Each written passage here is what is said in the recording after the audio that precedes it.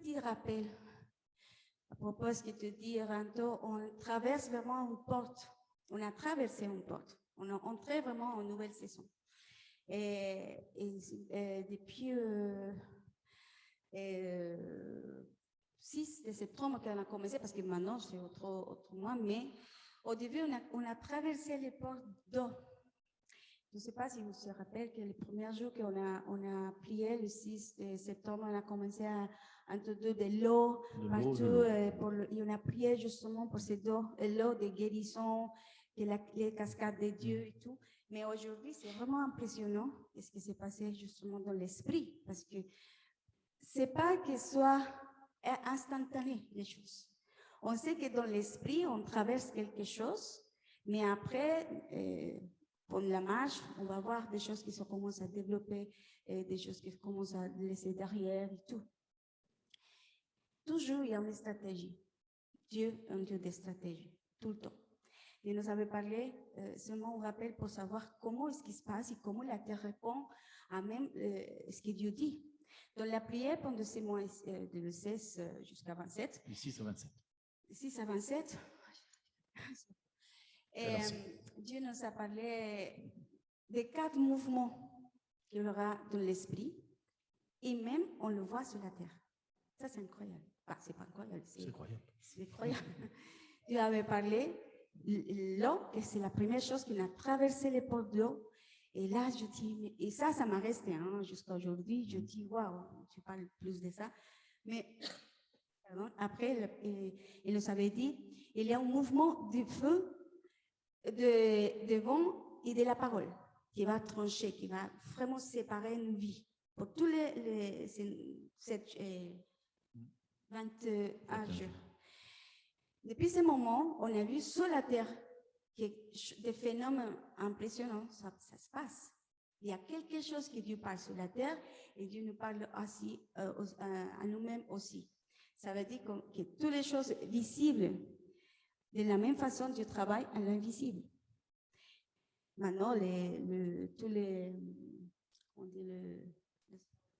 géologues. Les géologues sont vraiment en confusion aujourd'hui, mais des fois, il y a un tremblement de terre, et des fois, il y a les volcans. Oui, mais maintenant, c'est partout, au nord, sur, ouest, il y a vraiment un truc qui se passe.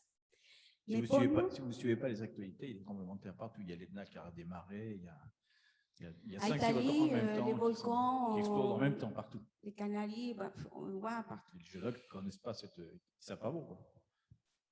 Donc, le Seigneur nous avait parlé 3, 4, je ne sais pas, week-end. On a parlé de ces stratégies de Dieu. Et quand Dieu nous parle de ces stratégies, c'est parce que c'est vraiment pour nous garder en tant que peuple. On ne peut pas avoir peur parce qu'on voit dans la terre.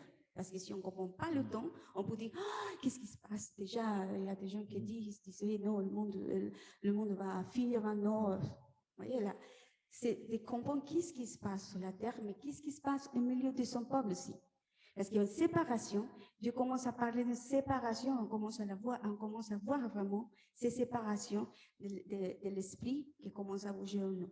Donc, si on voit les stratégies, si on vient les stratégies, il y a des stratégies des hommes et que Dieu nous donne et que c'est Dieu qui nous guide à faire ces stratégies pour nous préserver. Si on va à Hébreux 11, 31, 38. En fait, tous les Hébreux 11 parlent de ça. Oui, mais je fixe simplement les 31, 38. Parce que la dernière fois, on a parlé déjà un petit peu d'eux, donc c'était pour rappeler un petit peu. Après, on avait parlé de David, Josué, Joseph. Donc, Hébreux 11 en parle justement. Il dit, que dirais-je encore, car le temps me manquerait. Si je devais parler de tous les stratèges. Pour parler de Gédéon, Barak, Samson, Jephthé, David, Samuel, et des prophètes qui, par la foi, vainquirent des royaumes, exercèrent la justice, obtinrent des promesses, fermèrent la gueule des lions, éteignirent la puissance du feu, échappèrent au tranchant de l'épée, guérirent de leur maladie, furent vaillants à la guerre, mirent en fuite des armées étrangères, d'autres subirent les moqueries et le fouet, les chaînes, la prison, ils furent lapidés, sciés, torturés, ils moururent, tués par l'épée. Ils allèrent çà et là vêtus de peau de brebis et de peau de chèvre, dénués de tout, persécutés, maltraités, eux dont le monde n'était pas digne, errant dans les déserts, les montagnes, dans les cavernes et les antres de la terre. Donc là, on sait qu'on est ces temps. C'est merveilleux parce que c'est à nous de vivre ces temps comme ça. Mais quand on parle des portes de l'eau, c'est intéressant parce qu'on voit un ennemi. En fait, on a fini les fêtes, les grandes fêtes en Jean 7, 37, 38, qui parle que Jésus est vraiment la porte. C'est lui notre porte. Mais deux. Alors là, moi, je restais sur le même sujet. Je dis, Seigneur, qu'est-ce que tu veux nous dire à propos de ça? Oui, parce que pour rappel, vous savez peut-être qu'à Jérusalem, les portes ont des noms, et ça, il parle de la porte de l'eau, hein, qui est donc le jour de la grande fête, ce qui était lundi dernier, pardon, c'est ça? Lundi dernier, où ils ont donc déversé l'eau de Siloé, ils l'ont déversé sur comme un autel. Et c'est là que Jésus, juste devant la porte de l'eau, c'est pour ça que ça s'appelle porte de l'eau, a déclaré, c'est pas l'eau que vous êtes en train de déverser, c'est moi qui suis la source d'eau vive. Ce qui a provoqué un peu un scandale, mais c'est pour dire que c'est la porte des eaux. Et en fait, c'est ça. Il y a plein de passages dans la parole qui parlent des portes qui parlent de le même sujet, différentes époques. Si on va lire parce qu'on le sait même, Jean 7, 37, 38, mais c'est seulement pour rappeler. Si quelqu'un a soif, il peut venir à moi et boire. Celui qui croit en moi, des fleuves d'eau couleront de son cœur et cette eau dans la vie. Donc là, si on le voit, pourquoi l'eau? Vraiment, on va voir ces courants de l'eau qui va verser la gloire sur la terre, parce que dit la parole que la gloire de la terre coulera exactement comme la mer sur la terre. Et il y a un mouvement de Saint-Esprit, parce que l'eau signifie le Saint-Esprit, la guérison, la délivrance, la vie. On est 70% d'eau. Il y a quelque chose que Dieu nous parle. Mais en ce moment, on voit que quelque chose dans l'esprit commence à bouger, mais d'une façon différente. Et quand on lit, on voit les portes, on parle des portes, c'est Néhémie qui a fait les 12 portes. À la fin, justement, Néhémie 8, qu'il parle justement, quel verset, bon, vous pouvez lire tous les 8 aussi parlent jusqu'au début, à la fin.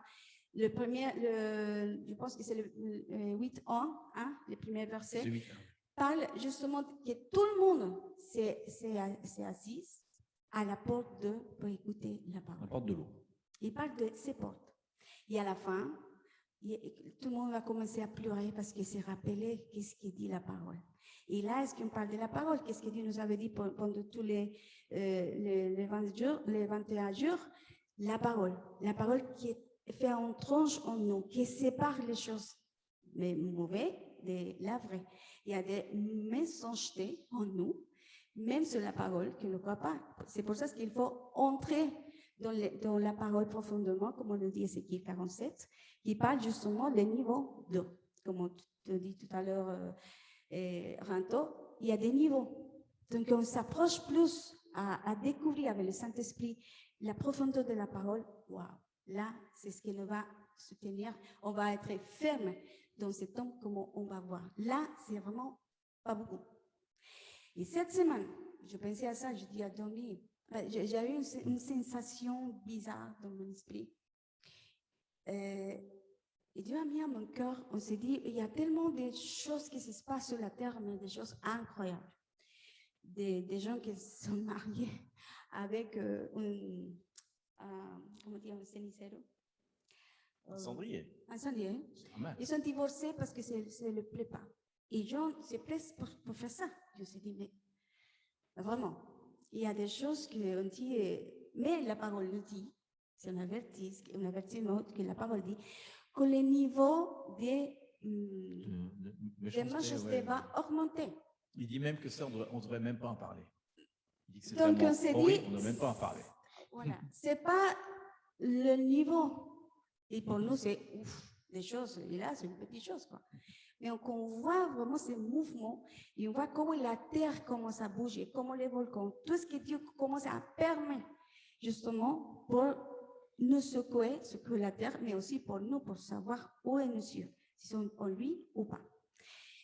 Et là, je disais, mais Seigneur, qui va gouverner? On va le voir que c'est l'Antéchrist.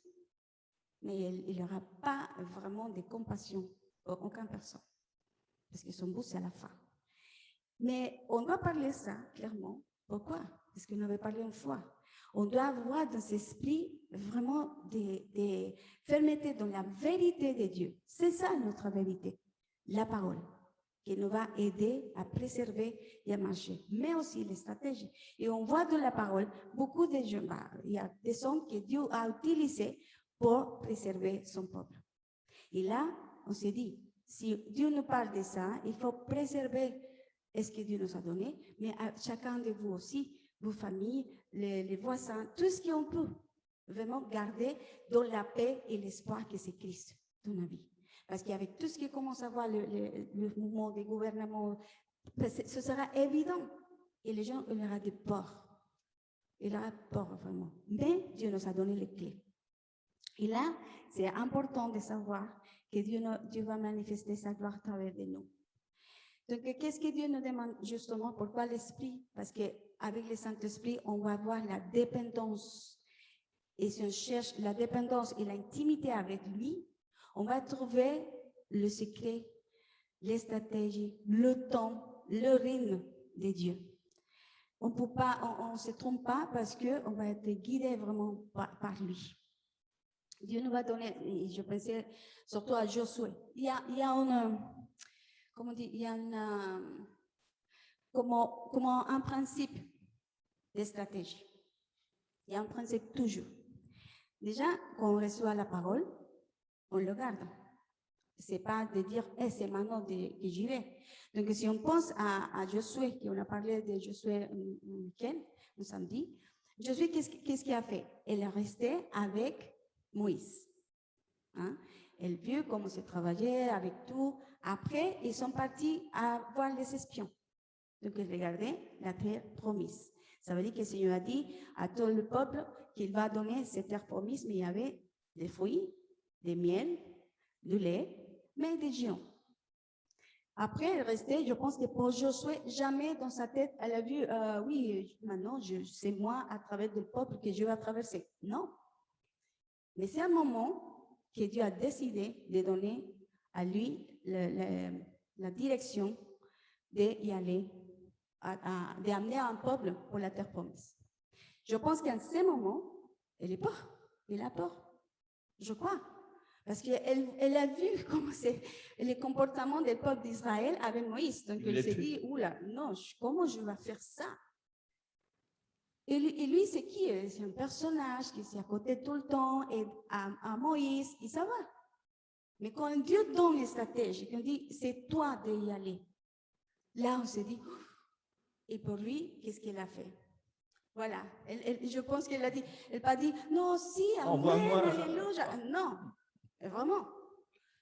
Donc après, qu'est-ce que le Seigneur a dit? Pour lui, il a dit, ok, je vais maintenant avec ce peuple. Et bon, je pense que dans sa tête, il a passé tellement de choses, mais à un moment, le Seigneur a dit, oui, mais pas le moment. C'est pas le moment. Il faut que toute une génération parte, et après, c'est toi d'y aller. Donc, déjà, il y a la commission. Donc, il doit rester un temps pour recevoir les stratégies, pour recevoir comment et la façon de Dieu. Pourquoi? Pour y aller vraiment à la victoire.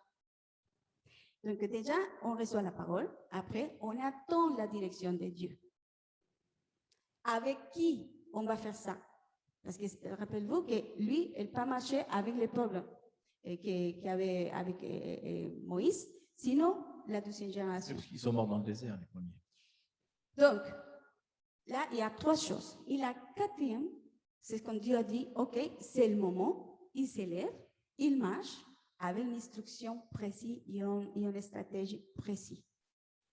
Et à la fin, on sait l'histoire qu'il a eu la victoire. Pourquoi on dit ça? Et Dieu nous parle vraiment depuis un moment.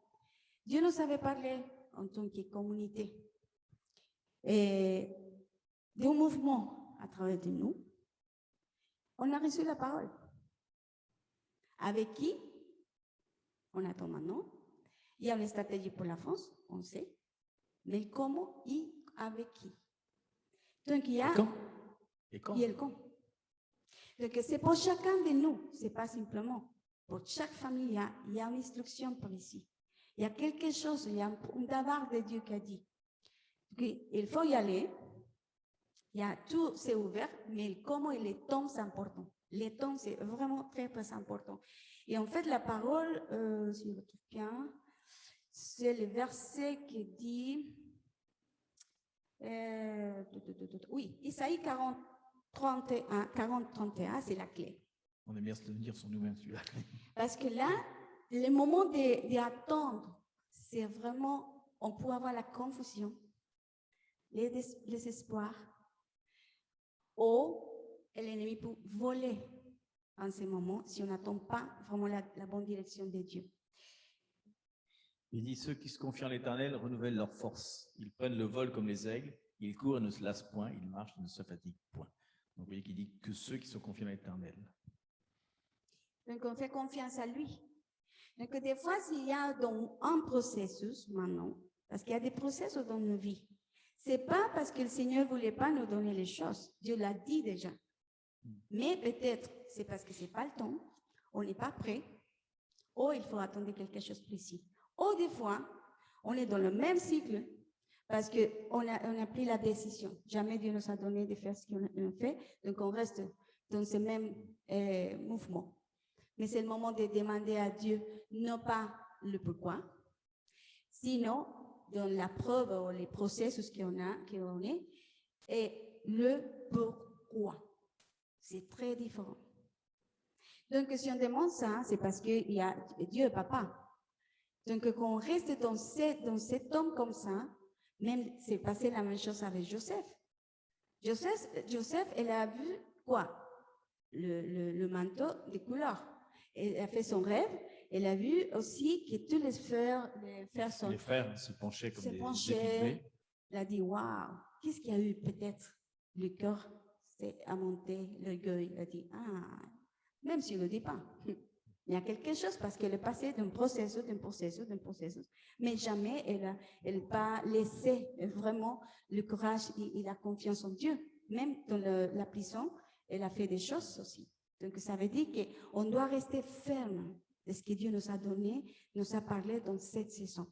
On parle ça parce qu'on traversait avec la joie ces portes, parce qu'on a laissé vraiment un temps différent derrière, mais qu'on passe pour venir les attaques, les découragements, parce qu'il y a les géants qui se vont élever pour dire tu n'es pas capable ou de voir n'importe quelle chose. Mais c'est de demander à Dieu, justement, pourquoi s'il se passe quelque chose. Est-ce que je dois travailler quelque chose dans mon cœur? Est-ce qu'on doit travailler ou préparer quelque chose? Parce que peut-être c'est les finances, peut-être c'est le temps d'avoir, je ne sais pas, des personnes clés dans nos chemins qui sont importantes d'attendre un peu, mais ce n'est pas qu'est-ce que Dieu nous donne pas, ce que Dieu nous a dit pour cette nouvelle saison.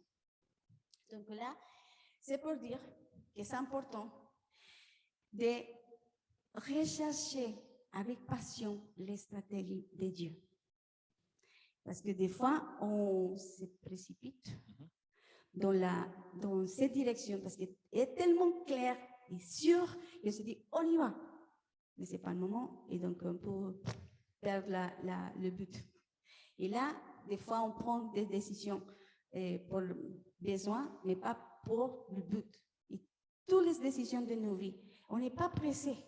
Ça, c'est important. On n'est pas pressé. Dieu non plus. Dieu est Dieu. Dieu gouverne.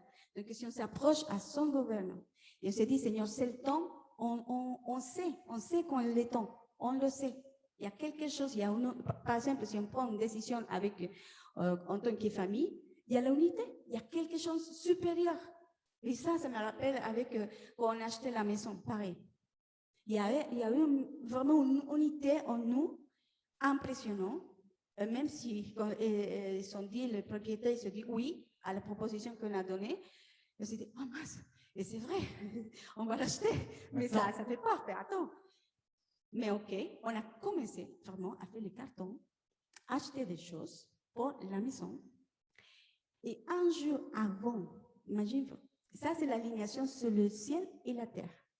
Nous, en tout cas. Mais un jour avant d'avoir parlé avec les propriétaires, avait parlé à tout le monde qu'on va faire tous les cartons et tout, les déménagements. On avait même mis le barbecue déjà. La banque nous appelait pour dire oui, on est d'accord pour le prix. Donc, même pas, on ne savait pas. On ne savait pas que ce n'était pas encore accepté. C'est pas encore accepté. Donc là, c'est parce que le oui de Dieu est tellement... Oui, c'est la foi. Pour nous, on entend vraiment le oui de Dieu. Que pour nous, c'est tout... et vraiment, tout s'est déplacé, tout s'est ouvert, tout s'est vraiment clair dans la démarche. Mais là, c'est pour dire qu'il y a un temps, parce que plusieurs fois, on essayait, mais le Seigneur a dit, c'est le temps. Et qu'on a fait le temps, tout s'aligne, même toutes les choses de la terre. Donc, des fois, si on est dans l'attente, c'est pour dire, Seigneur, montre-nous pourquoi, et voilà. Et on va voir quand on a fait cet temps, on va remonter vraiment haut, et on va voir avec ses yeux d'aisselle, comme on dit la parole. Donc, bon, on apprend beaucoup de choses dans l'attente aussi, parce qu'on prépare le cœur, parce qu'on se précipite pour avancer quelque chose, pour faire quelque chose que Dieu nous a donné, et il se marche vite, on oublie des choses. C'est comme on va sortir de quelque part et on oublie des valises importantes, on oublie des sujets importants. Donc, c'est de réfléchir. Ça veut dire que si en ce moment Dieu vous parle de quelque chose de spécifique, parlez avec lui. La façon et comment, qu'est-ce que je dois préparer. Seigneur, tu vas entrer à ces sujets avec qui, comment, et comment tu vas développer les stratégies qui soient claires. Parce que Dieu, tout le temps, si on regarde toute la parole, tout le temps, même Jésus, jamais il a marché sans en direction de Dieu. Toujours, il y avait une stratégie, mais aussi, il y avait un modèle à prendre. Comment la chercher? Avec Dieu. Monte ici, et je te montrerai. Monte ici, ça veut dire je baisse mon cœur en orgueil, ou je ne sais pas, ou des fois on ne se sent pas orgueilleux, sinon des fois on se sent vraiment faible, et on se dit non, je ne suis pas capable. Mais non, c'est Dieu qui nous donne le courage. C'est la même façon comme c'est passé avec Josué, parce qu'il connaissait vraiment ses peuples. C'est dur, ces peuples. Il a dit comment je vais faire? Mais la grâce de Dieu, ce sera toujours avec nous. Donc, si Dieu a donné une direction précise, marche avec lui. Mais avec sa intimité, avec de chercher le but. Ce n'est pas de prendre des décisions parce que je veux le faire. Pour les besoins. Il faut. Non. On marche. Le temps, c'est important. Bon, je crois que c'est tout. Mais... ah oui, pourquoi le Seigneur nous a donné ça? Et ça, c'est axe en ce temps pour chacun de nous. Pour rester ferme dans la vérité de Dieu, dans la parole de Dieu. Il y a tellement de mouvements maintenant, des faux vents, des doctrines, comme on dit la parole, mais aussi d'avoir le processus de Dieu ne sont pas pour la destruction de nos vies, sinon au contraire, pour nous construire quelque chose en nous, pour nous préserver encore aujourd'hui. Si on voit chaque homme que Dieu a utilisé pour toute la parole sur le lit, tout, le seul à la fin, c'est pour préserver de l'ennemi, pour les garder, pour les donner l'héritage, parce qu'on a l'héritage. On a des héritages, parce que nous sommes des enfants de Dieu. Et Dieu nous a donné tout. Mais pourquoi le sort? Qu'est-ce que je dis à Dominique, c'est impressionnant? Parce que c'est l'Esprit de Dieu qui parle maintenant à chaque esprit. J'ai parlé vraiment au dernier moment à plusieurs personnes, et c'est impressionnant que même le même sujet, on parle comme si on a eu la même prédication. Je me suis dit, parce que c'est quoi? C'est le même esprit qui parle des choses. C'est ce qu'on dit Apocalypse à la fin de chaque. Aujourd'hui, chaque esprit attend l'esprit, ce qui parle le Saint-Esprit. L'Esprit de Dieu parle maintenant. Il y a tellement d'unité. Est-ce que Dieu parle sur le monde entier? Les gens qui attendent savoir. C'est pour ça qu'il faut chercher l'intimité. C'est pour ça qu'il faut chercher les stratégies pour rester dans ces mouvements que l'ennemi va utiliser. Et on va le voir. C'est partie de la prophétie biblique. On ne peut pas dire non, Seigneur, viens pas, viens maintenant. Non, on doit le confronter. Mais le comment de nous, c'est important de rester ferme dans la parole, comme dit le psaume 1, dans le sceau. Et si notre racine reste dans le sceau de l'eau, ça veut dire de la parole, de la profondeur, de la révélation, de tout ce que Dieu nous parle, parce que même on va voir les paroles et les paroles vont changer la façon qu'on commence à lire. On trouve autre chose différente, même si on l'a lu. Il y a quelque chose dans l'esprit qui commence à bouger au milieu de nous, à nous transformer, à voir des choses différentes. Donc, le processus de Dieu, c'est toujours pour monter à sa gloire, pour délivrer. Oh, oui, c'est délivrer. Pas les détruire. Et délivrer la gloire de Dieu en la terre. On va voir des miracles, on va voir vraiment plein de choses sur la terre. On va voir ça. Parce que je pense que c'est important. Si, il y a quelque chose pour moi te donner là. Parce qu'en fait, quand on pense à Néhémie 8, parce que là, ça m'a vraiment entré fort. Je disais, en ce moment, qu'est-ce qui s'est passé? Entendu la parole, et là, ça commençait à pleurer. Tous ont commencé à pleurer. Pourquoi? Parce que quelque chose brûlait dans son cœur.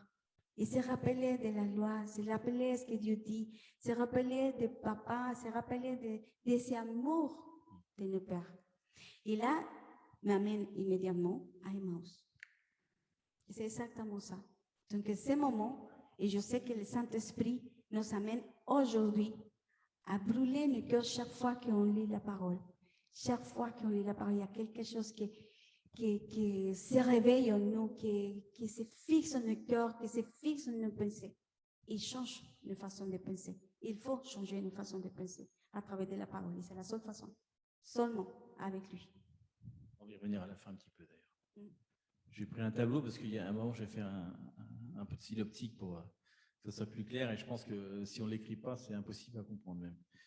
Et donc, on va faire un espèce de... Enfin, c'est pas vraiment une prédication que je vais faire quelque chose de particulier où je veux aller à la fin seulement, parce qu'on va mettre en place une stratégie ici, dans cette église-là, à partir de la semaine prochaine. Vous allez voir comment ça va changer un petit peu la dynamique de ce qu'on va faire ici.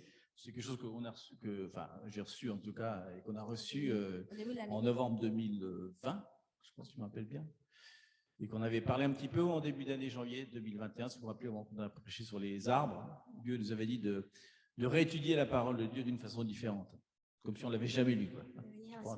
Tu changes ton nom, nouvelle Bible, puis tu la lis à nouveau et tu essayes de voir qu'est-ce que Dieu te dit dans cette saison, comment on peut interpréter la Bible différemment. Et franchement, il y a tellement de paradigmes qu'on a dit non, la Bible c'est comme ci, c'est comme ça, même si c'est bien des fois, mais non. En fait, c'est comme toi. C'est comme toi, Dieu veut bien te révéler. C'est impressionnant ce qu'on peut sortir, donc on va essayer j'en parlerai plus à la fin. Pourquoi je veux faire ça exactement, mais bon. On va aller un pas à la fois. Stratégie, on a parlé de stratégie. On va redéfinir ce que c'est qu'un stratège, parce que c'est vrai que déjà, ça vient de stratos, la guerre. C'est une technique de guerre, quelque part. Et stratège, donc je redonne pour la dernière fois, c'est vraiment important, c'est une personne qui conçoit, avec compétence et habileté, tous les mots sont importants, la manière de mener une action à bien pour qu'elle porte au mieux ses fruits. Anto, tu la connais ça quand tu fais du business, c'est vraiment un truc, il faut concevoir le truc, après il faut être habile, il faut savoir comment ça va porter du fruit pour pas que ça... Donc il faut faire plein d'études, enfin toi c'est un truc qui... C'est une stratégie, c'est vraiment particulier. Donc, et la stratégie, si on regarde bien, la stratégie, c'est la base de tout. La Bible, c'est entièrement que de la stratégie. C'est la base de toute la vie même, et avant la vie même. C'est la base de tout l'univers. Il est basé sur une stratégie. On va voir comment la stratégie, c'est la base de tout. Et ça vient même avant Genèse, il y avait déjà une stratégie. Et après la Nouvelle Jérusalem, il y a une stratégie. Donc on va voir ça. On va voir que le plus grand stratège, c'est Dieu. Alors on disait c'est une personne, ça ne va pas tellement, mais bon. Dieu, c'est le plus grand stratège. Après, il y a eu Jésus. Je ne vais pas le faire au tableau, c'est pas bien. Mais bon. Et ensuite, il y a une période, entre Dieu et Jésus, il s'est passé l'Ancien Testament. Et il a fait plein de stratèges. Donc, vous avez vu qu'on a vu David, Josué, etc. Il y a tous stratèges. J'aimerais voir que, comme il disait dans Emmaüs, tout l'Ancien Testament parle de Jésus. On pourrait prendre, d'ailleurs, David, en plus, c'est l'ancêtre de Jésus, hein, génétiquement. Mais chaque exemple qu'il a donné, on va voir qu'on peut l'interpréter plus tard, on verra quand on fera la parole. Qu'est-ce qu'il a voulu dire? Pourquoi il a fait ça? Pourquoi il a choisi David de cette façon-là? Pourquoi il a choisi Saül de cette façon-là? Qu'est-ce qu'il nous dit à travers des anciens? Alors là, c'est différent parce qu'il utilisait un prophète. À l'époque, il y avait le prophète, hein, il y avait l'apôtre, hein, il y avait le sage, donc il y avait Salomon. Vous voyez que c'était très ponctuel. Et quand Jésus arrive, comme il dit, il ne vient pas abolir la loi, il vient l'accomplir. Donc d'un seul coup, à partir du Nouveau Testament, ce que fait Jésus, c'est très différent. Pendant 3 ans, il va faire justement une espèce de stratégie du royaume. Vous savez qu'il n'est pas fou, hein, quand ils lui disent « approche-toi de Jérusalem », il sait bien qu'ils vont le tuer, donc il reste loin de Jérusalem. Il se rapproche à des moments et quand on l'attrape, il repart. Il a toujours cette stratégie, même pour Lazare. Il ne vient pas directement. Il a toujours une stratégie parce qu'il sait où il va aller. Bon, donc c'est important. Et donc, ce qu'il dit après, c'est que maintenant, une fois que Jésus est remonté au ciel, après avoir donné 40 jours d'instruction à ses disciples, hein, donc après c'est nous, ses disciples, il nous donne une stratégie. Donc il nous dit d'être stratège nous aussi. Donc on doit être, en tant que peuple de Dieu, chacun de nous, stratégique. Et le corps, bien sûr, aussi, il doit être stratégique. Hein. Et on lisait dans Hébreux 11, hein, il parlait de tous les gens de la foi, etc. Vous vous rappelez de la fin de ce qui a marqué? Il dit dans Hébreux 11, 39, après avoir cité une pléiade de gens que pour nous sont le summum, il dit « Tout cela, à la fois dans lequel je viens de rendre témoignage, n'ont pas obtenu ce qui leur était promis. » Voilà. Il dit « Dieu ayant en vue, hein, stratège, il a en vue quelque chose de meilleur pour nous, afin qu'il afin qu'il ne parvince pas sans nous à la perfection. » La perfection, c'est à la fin, quand Dieu va revenir sur terre, c'est-à-dire que tous, vous vous rappelez qu'au millénaire, ils vont descendre du ciel, on va leur rencontre, c'est-à-dire que tous ensemble, on va arriver à la perfection. Donc il y a une stratégie de Dieu là-dedans. Il savait très bien qu'ils n'allaient pas arriver à ce qu'ils devaient avoir, parce qu'il fallait que tous on rentre ensemble. Donc il nous met la pression, il dit qu'on doit être de la même stature de foi, en tout cas, que tous, que David, que Josué, etc. Et en effet, il y a quelque chose de David en nous, il y a quelque chose de Josué, il y a quelque chose de Joseph. Il y a plein de choses en nous. Donc je vais faire parce que je vais être assez bref quand même. Par exemple, on voit 2 stratégies de Dieu. La première stratégie, qui est vraiment, c'est Genèse 1, et la dernière, c'est Apocalypse à la fin, tout à la fin. 24, je veux dire. Mais en Genèse 1, vous voyez, sa stratégie, elle est pas mal. Il dit, au commencement, Dieu créa les cieux et la terre. Bon, vous vous rappelez, la terre était informe, l'esprit de Dieu, etc. Et la première chose qu'il fait, qu'il dit, en tout cas, il dit, et que la lumière soit, et la lumière fut. Quand on lit ça, on pourrait, si on s'arrêtait juste là, on pourrait dire « Waouh, je comprends ce qu'il fait ». Pas du tout. Parce que juste après, il dit, Dieu, il a créé, il dit « Ouais, la lumière, c'est bien ». Et donc, il va séparer la lumière des ténèbres. Il va donner un nom à la lumière et un nom à la ténèbre. C'est-à-dire que le but, sa stratégie, c'est « Je vais créer la lumière ». Mais pourquoi faire? Pour faire le jour et la nuit. C'est-à-dire qu'au moment où il crée la lumière, pour nous, c'est un mystère. Comment ça, il crée la lumière sans le jour? Nous, on ne peut pas imaginer, on connaît la lumière que par le jour, par les lumières. Mais elle existe déjà avant. C'est déjà quelque chose d'invisible dans l'espace.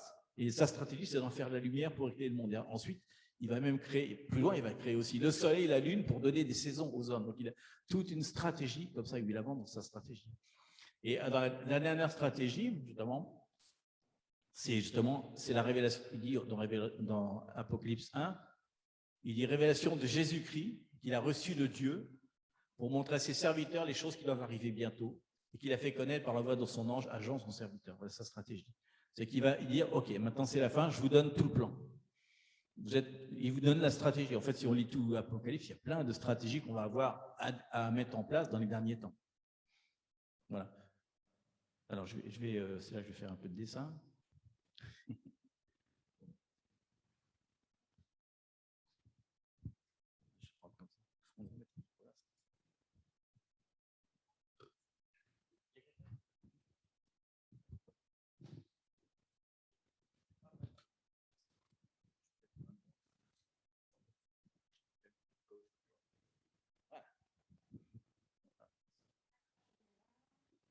Essayez d'écrire bien, c'est mal. tu crois ça? Qui a dit ça? J'ai entendu un bruit. Non. Je vais vous faire un synoptique de toute la Bible, en fait. Au début, vous savez qui existe? Enfin, qui existe. Il fait plus qu'exister, il existe avant même. Dieu. Génial. Premier stratège. Alors, quelle est sa stratégie? Hop, à mon avis, qu'il a créé quoi? Le monde. En fait, si on voulait être précis, il a créé le monde et le temps en même temps. Vous vous rappelez? Je vais insister un petit peu là-dessus. Il a créé le monde et le temps. Vous connaissez tous le truc qui dit, Jésus qui sera glorifié de siècle en siècle. C'est la traduction qui est en Louis II en tout cas. Alors, ils ont dû vraiment peiner quand ils ont traduit ça. Je les plains vraiment. On s'amuse avec quoi là? Parce qu'en fait, la parole qui dit, dans siècle en siècle, il dit le mot, c'est celui-là. Il dit aion. Aion, c'est une parole qui veut dire l'univers, ou les choses créées aussi, et le temps en même temps. C'est une parole double. Parce qu'on ne peut pas concevoir le temps sans le monde ou le monde sans le temps. C'est impossible. Enfin, dans la connaissance humaine, ça n'existe pas. Donc, il dit en fait qu'il est glorifié de aion en aion. C'est-à-dire qu'il veut dire qu'il est créé avant la créance de Dieu. Et quand Dieu revient, vous vous rappelez que c'est la fin des temps, fin de aion. Donc, quand il revient, il n'y a plus de aion. Il n'y aura plus ni temps, ni espace, ni univers. On change d'époque. Donc, ils disent qu'il est glorifié de aion en aion. On pourrait traduire autrement d'éternité en éternité. En fait, c'est le même mot. Quand il dit éternité en éternité, siècle des siècles, c'est la même chose. Oui, donc c'est-à-dire qu'il y a un avant, parce que Dieu, lui, il existe de toute éternité, donc il vit en dehors du temps et du monde. Il est déjà avant. Mais là, il crée ça. Donc, la première création, c'est ça. C'est le monde et le temps. Sa stratégie, c'est de mettre 2 personnes dedans. Vous les connaissez? Liliana et Dominique. Et pourquoi il a mis 2 personnes? Je ne sais pas si vous avez une idée, mais il le dit. Il dit que c'est pour la garder. Pour avoir l'autorité, l'embellir. Garder, c'est aussi embellir, mettre des barrières, dominer sur les choses de la terre. Et aussi, il dit qu'il crée aussi, parce qu'il crée aussi, dans le monde, il crée des animaux. Il nous donne aussi la puissance avec la voix pour donner le nom des animaux. Il dit, je suis d'accord avec ça. Donc, il donne une puissance. Autorité, puissance, etc. Donc, avec la bouche, tous les sens, en fait. Pourquoi il fait ça? Autorité, redonner la vie. Parce que, vous vous rappelez que le jardin a été détruit. Ici, avant qu'il crée le monde, il y a Satan. La première terre, avant. C'est pour ça que la Bible, quand il dit au début, il dit Bereshit. Bereshit qui veut dire au début. Et c'est impensable pour n'importe quel texte de l'Antiquité, notamment hébreu, de ne pas commencer par un A. On doit toujours commencer par un Aleph. Vous voyez dans les psaumes, etc. C'est toujours commencer par un A, c'est-à-dire le début. Et donc, il ne dit pas ça parce qu'il y a déjà quelque chose avant. Il y a déjà quelque chose. Donc, Satan, il y avait déjà une terre, il l'a détruit, il l'a abîmée, etc. Il dit que la terre était informée vide, alors qu'elle ne peut pas être informée vide. Dieu, quand il crée les choses, il les crée bien. Donc, la terre était forcément belle. Avant, il dit, quand les fils de Dieu chantaient d'allégresse, etc. Et Satan, d'un seul coup, qui était en haut, chute. Et il l'a envoyé sur terre. Il l'a envoyé sur terre. Il l'envoie sur la terre, Satan. Il tombe sur la terre. Donc, il dit, voilà, je vais restaurer ce qui était perdu. Et Bereshit, la lettre, c'est B. Bête. Et bête, c'est maison. Maison. Donc, c'est Dieu nous a On va donné parler la juste maison. après. Déjà. Donc, il dit, en fait, exactement, il dit Bereshit, et entre parenthèses dans le texte, on l'a dit souvent, il y a marqué Aleph, Taf, c'est-à-dire alpha et oméga en hébreu. Donc, c'est un mot qui ne se prononce pas, parce que c'est juste en fait une déclinaison qui veut dire le temps qui va suivre après. Donc, c'est écrit dans le texte, mais ce n'est jamais dit, bien sûr. C'est-à-dire qu'entre parenthèses, il y a déjà marqué Jésus, la Trinité, elle est déjà là. Donc, voilà, 2 personnes. Alors, je ne vais pas dire, mince, Dieu n'avait pas pensé, si, il savait déjà. Parce que comme Satan est sur la terre, il n'est pas fou, il a dit, oh, attends, je vais revenir là. Moi. Alors, il n'est pas content, il revient ici. C'est à moi l'autorité, il est super jaloux, t'imagines? Mais il n'a plus de puissance à ce moment-là, il n'a plus aucune puissance. Il peut parler, par contre, c'est un serpent. Donc, il vient parler ici à Adam et Ève, il va gâcher le plan parfait que Dieu avait ici. C'est-à-dire, ouais, génial, j'ai 2 amis, je parle avec eux, en plus c'est génial, Dieu parlait avec Adam et Ève, Jésus, son fils, avait des amis aussi, parce que Jésus existait déjà. C'est gâché. Donc voilà. Surtout parce qu'il connaît vraiment la légalité. Ouais, il connaît. Il a la puissance de faire la méchanceté, mais il doit chercher quelqu'un sur la terre qui a l'autorité pour entrer. Donc, il a donné son dabar. Hein. Son dabar, sa parole. Il a dit, je te donne toute autorité, etc. Donc, quand il fait ça, il ne peut rien faire. Dieu ne peut pas reprendre l'autorité sur la terre parce qu'elle est à l'homme. Donc, il est embêté, il a donné sa parole. Il ne peut pas revenir sur sa parole. Donc, il dit, OK, j'ai une autre solution. C'est comme le GPS. Chaque fois, il trouve un autre plan. Ah, génial. Donc, il a trouvé... Alors, là, on a donc la chute de l'homme. C'est nous. Son plan, je vais le continuer ici. On va arriver, je vais peut-être donner quelqu'un. On va arriver au deuxième stratège, Jésus. Donc, son plan, c'est ça. Jean 3, 16. Il donne son Fils unique afin qu'on ait, etc. Vous connaissez? On connaît la vie éternelle. Mais c'est ça, son plan, c'est une autre. Il a déjà fait une rédemption, il fait une deuxième rédemption ici. Donc, stratégie. Alors, pourquoi Jésus vient sur terre? Parce que pourquoi il fait ça? Pourquoi il donne son Fils unique? C'est quoi sa stratégie là-dedans? Il faut venir ici. Une des premières, c'est redonner notre autorité. Notre autorité. Il veut nous redonner notre autorité. Qu'est-ce qu'on a perdu aussi? La gloire. La gloire qu'on avait avec le Père avant. Donc il dit, je leur ai redonné la gloire qu'ils avaient perdue. Maintenant, moi, je remonte vers toi pour reprendre ma gloire qui était avec toi. La gloire avec Jésus est venu sur la terre, il nous l'a donnée au moment où il meurt. Il n'en a plus besoin. Il est mort. Et il remonte au ciel pour aller rechercher la gloire qu'il avait avant. En fait, il était juste passager sur terre. Il venait juste donner la gloire. Donc il redonne ça, l'autorité à la gloire. Aussi, oui, autre chose. En même temps, parce que s'il nous donne l'autorité, parce que vous vous rappelez qu'il dit qu'on a donné l'autorité à Satan. Tu te rappelles, Satan, il dit à Jésus, toute autorité m'a été donnée. Par qui? Par nous. Donc, il faut aussi qu'il lui reprenne son autorité. Parce que tout est question de l'égalité là-dedans. Donc, il va redonner notre autorité, mais il va aussi reprendre l'autorité à la croix. Il reprend l'autorité. Heureusement, parce que sinon, il y aurait 2 personnes qui gouvernent en même temps. Donc, légalement, il n'a plus aucune autorité. Vous vous rappelez, on a dit, quand on prie, on peut dire à Jésus, à certains qui a construit des trucs dans nos vies, tu n'avais même pas le droit de construire. Non seulement on lui dit, tu dois abattre ce que tu as construit dans nos vies ou dans nos églises, mais en plus, tu n'avais même pas le droit de construire. Donc, tu n'avais pas de permis de construire. C'est carrément, vous vous rappelez, toute autorité a été exposée. Donc, si on lui donne la place. Oui, si on lui donne la place, c'est comme si on lui donnait un permis de construire dans nos vies, mais il n'a pas le droit. Il construit illégalement. C'est la construction sauvage.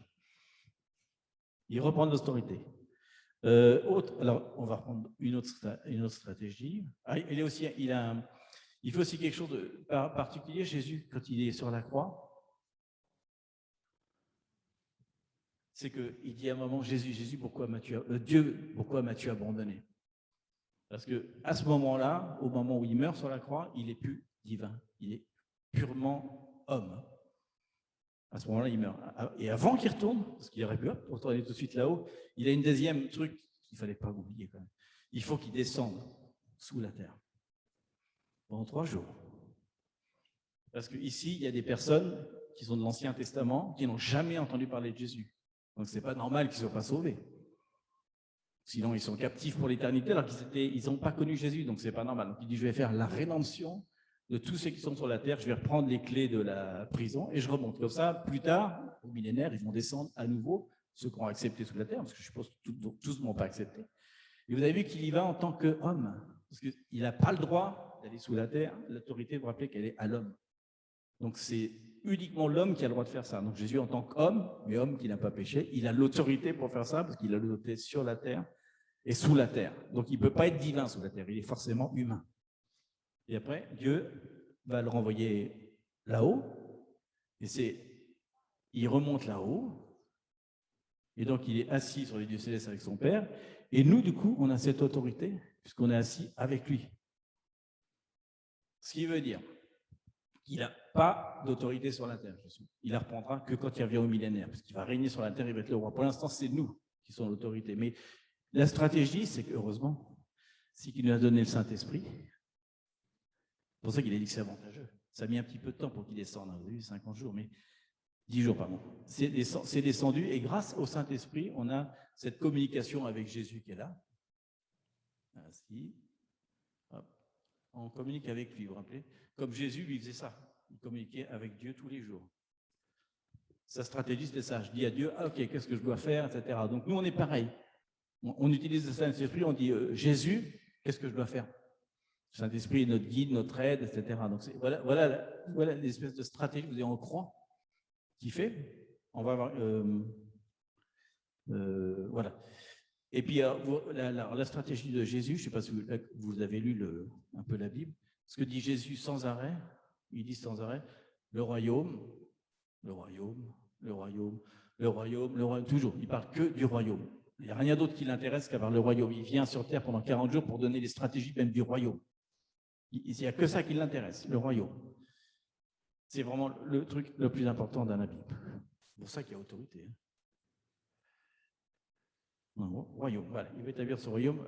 Vous vous rappelez qu'il y a 5 paraboles carrément sur le royaume, tellement c'est important. C'est tellement compliqué à expliquer qu'il en faut 5 pour nous expliquer le royaume, c'est comme ça, c'est comme ça, c'est comme ça. Voilà. Donc son plan final, c'est ça. Jusqu'à là. Ça, c'est notre temps, à nous. On est déjà à 2000. Ça commence à 0, oui, on peut dire ça. Et là, ici, le millénaire, voilà. On va aller vite là-dessus, parce que on a déjà fait pas mal de choses. Puisque là, on dit que c'était le roi qui revient. Donc là, Jésus revient sur la terre, il va pas nous reprendre l'autorité, parce qu'on va régner avec lui, mais malgré tout, c'est notre roi. Mais on aura toujours l'autorité, mais ça ne sera plus la même.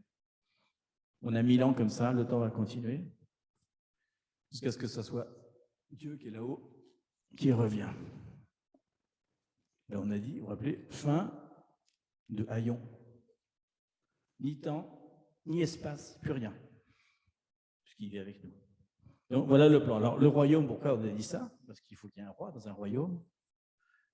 Et il faut bien sûr des sujets. On est assez nombreux ça. Mais il faut aussi des lois. Donc on va voir à quel point ça va être pourquoi je disais qu'on va changer un petit peu la façon de procéder.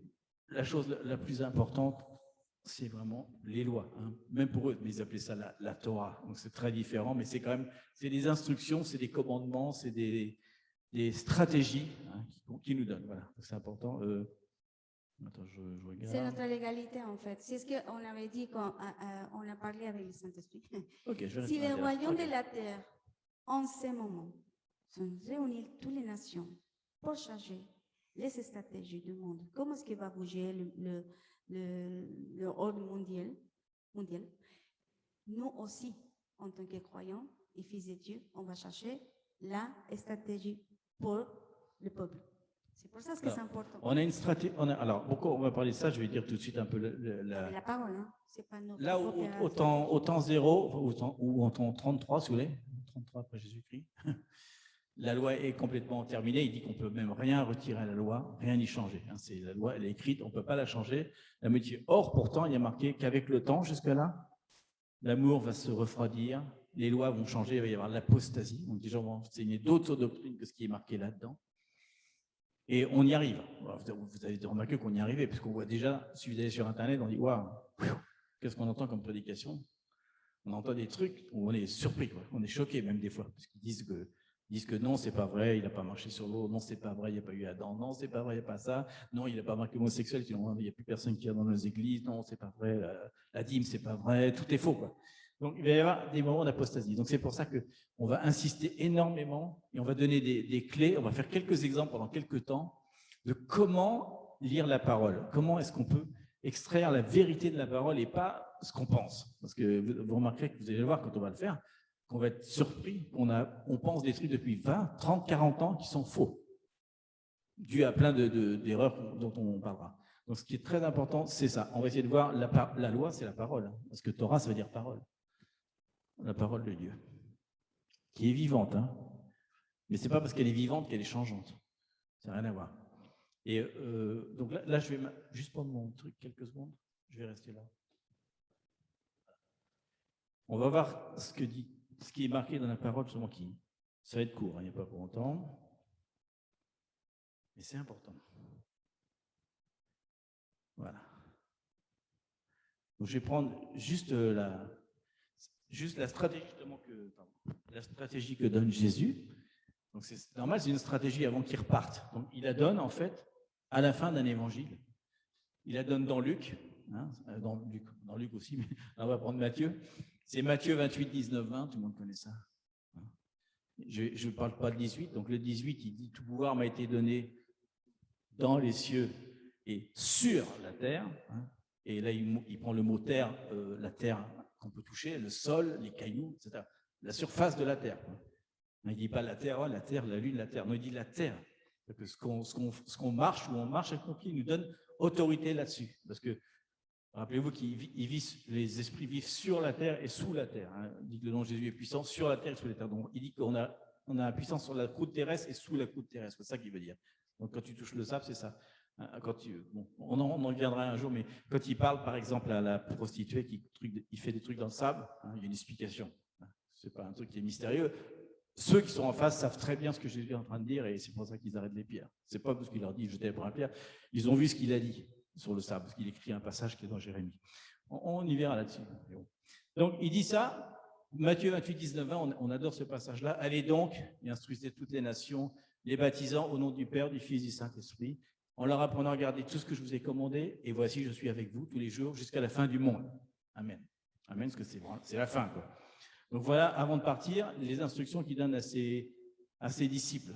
Il faut rappeler qu'il y a une stratégie où il envoie des apôtres, ou les 12 disciples, ils sont envoyés, donc on les appelle apôtres, c'est-à-dire envoyés, et chacun va faire 6 disciples.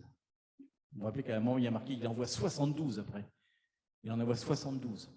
Parce que chacun en a fait 6. Après, les 72 vont en faire 6 chacun, donc on se retrouve avec, en deux seules prédications, 4000 personnes qui croient. C'est pour ça que l'évangile a été si rapide. Il connaissait le principe de multiplier les apôtres, les disciples. Donc, il dit ça. Il dit « allez donc ». Alors, on va voir tous les mots, on va voir, ça change un peu l'interprétation. Il dit « donc ». Pourquoi il dit « donc » Parce que juste avant, il vient de dire « tout pouvoir m'a été donné dans les cieux sur la terre ». Et comme on a le même pouvoir que lui, il dit « donc, vous pouvez faire la même chose que moi ». Il n'y a pas de chose différente parce que vous avez la même chose. Je vous rappelle, on peut délier sur la terre, attacher sur la terre ce qui est au-dessus de la terre. Donc, on a la même chose. C'est pour ça qu'il dit « donc ». Et quand il dit « aller », c'est intéressant parce que c'est un mot qui s'appelle « poreonomai », qui vient en fait du mot « percer », faire un trou, percer. Donc ça veut dire en fait voyager, ça veut dire partir. Ça veut dire aussi traverser des continents, ça veut dire marcher avec ses pieds, faire des expériences inhabituelles, ça veut dire aussi percer quelque chose. Donc il dit « allez », c'est-à-dire sortez de votre communauté, marchez, voyagez dans le monde entier, faites des expériences, percez des choses, faites une percée, quoi. Quand on dit faire une percée, ça vient vraiment de là. C'est vraiment ça. Ensuite, il dit les nations. Vous vous rappelez qu'on avait dit c'est les ethnies. Donc ça veut pas dire la France, l'Angleterre, l'Allemagne. Ça veut dire s'il va en Afrique, il y a 180, 250 nations. C'est selon la culture, la parole. Mais ça veut dire aussi la famille. Ça veut dire faites de votre famille aussi des disciples. C'est la même chose. Ethno, ça veut dire famille ou ethnie. Il dit ensuite instruisez-les. Alors ça c'est bien, on le fait. C'est le mot tout bête, c'est enseigner. Comme un enseignant à l'école, tout bête. Juste enseigner. Il n'y a rien de particulier dans ce mot-là, il dit vraiment enseigner. Et faut savoir qu'à l'époque, la tradition, c'était vraiment, tout le monde avait un maître. On avait un maître. On ne dit pas, tiens, je vais aller avec tel maître. On demandait au maître, est-ce que je peux être enseigné par toi? Et il choisissait si tu avais le droit d'être enseigné par lui. Et on s'asseyait pendant très très longtemps, et après, on devenait le maître, et on allait enseigner d'autres personnes. C'est pour ça que c'est important, il y a une instruction. Les maîtres, c'est le Saint-Esprit. Voilà. Et ils disent les baptisants. Vous avez vu pourquoi il dit ça avant? Il dit avant même de leur apprendre à garder tout ce qu'ils doivent faire, ils disent qu'il faut les baptiser. Et pourquoi il dit baptiser? Parce que justement, le mot c'est baptiso, tout bête, et ça veut dire mouiller quelqu'un complètement, du haut en bas, c'est-à-dire le mettre dans l'immersion dans l'eau complète. C'est ce qu'ils font. Parce que le fait de les baptiser, vous rappelez où est-ce qu'on a été mouillé? C'est au déluge. On était tous mouillés, parce que ça rappelle le déluge, c'est-à-dire qu'on meurt carrément à ce qui est mauvais en nous, parce que ici on a une nature pécheresse qui est arrivée, donc on doit être totalement mouillé. Et pourquoi on fait ça? Parce qu'on proclame aux ténèbres notre autorité. C'est juste une question de l'égalité. On dit aux hommes, je vais suivre Dieu, déjà ça, mais on dit aux ténèbres, je suis Dieu. Tu peux trembler maintenant. Je suis entièrement mouillé comme au déluge, il n'y a plus rien qui peut condamner en moi.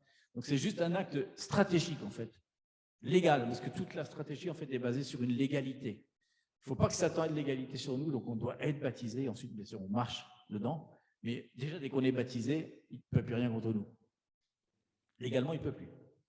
Ensuite, il dit, alors c'est là que ça m'intéresse, en leur apprenant, les disciples, à garder tout ce que je vous ai commandé, ça veut dire obligé à faire. Hein, commander ça. C'est des instructions précises, c'est pas peut-être non, c'est vraiment je vous ai commandé.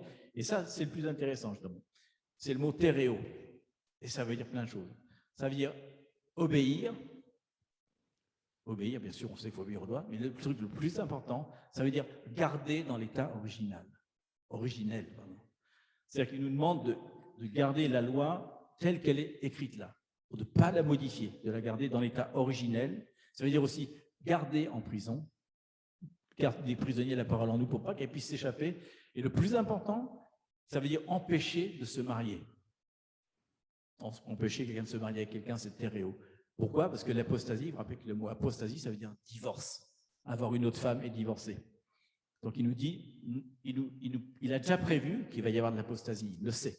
Donc il dit, enseignez, vous savez, comme les scribes, quand ils écrivaient un texte, ils le remettaient, alors, de un par un, c'est toujours la même chose. En français, on a le téléphone arabe, tu sais, tu parles à quelqu'un quelque chose, et après, l'autre personne dit autre chose, et à la fin, c'est n'importe quoi. C'est ce qui se passe dans le monde. Il y a les gens, où est-ce qu'ils prennent leur enseignement? Souvent, ils le prennent sur un enseignant eux-mêmes, ou sur un livre. Est-ce qu'ils vont vraiment ici? Dieu nous dit, revenez à la loi, revenez vraiment à les trucs que c'est écrit, allez pour vous personnellement. Arrêtez tout ce que vos pasteurs vous ont dit. D'ailleurs, ils disaient que dans une église, ils étaient tellement proches qu'ils écoutaient des enseignements, ils allaient vérifier dans la loi que c'était bien vrai. Donc, c'est important qu'on revienne à ça. Voilà. Et là, il dit, je serai avec vous tous les jours jusqu'à la fin du monde. Il dit en fait tous les jours au sens du premier jour au 365e, mais ça veut dire aussi du matin au soir. Parce que dans la pensée hébreu, le jour en entier, il y a la partie du jour qui est bonne, et le noir, c'est les ténèbres, c'est l'obscurité, c'est ce qui n'est pas bon. C'est-à-dire il dit que vous soyez dans les ténèbres ou l'obscurité, je suis avec vous, dans le bon et le mauvais, mais aussi tous les jours, jusqu'à la fin du monde, c'est-à-dire jusqu'à ici. Parce qu'ici, Dieu reprend la totalité. Voilà.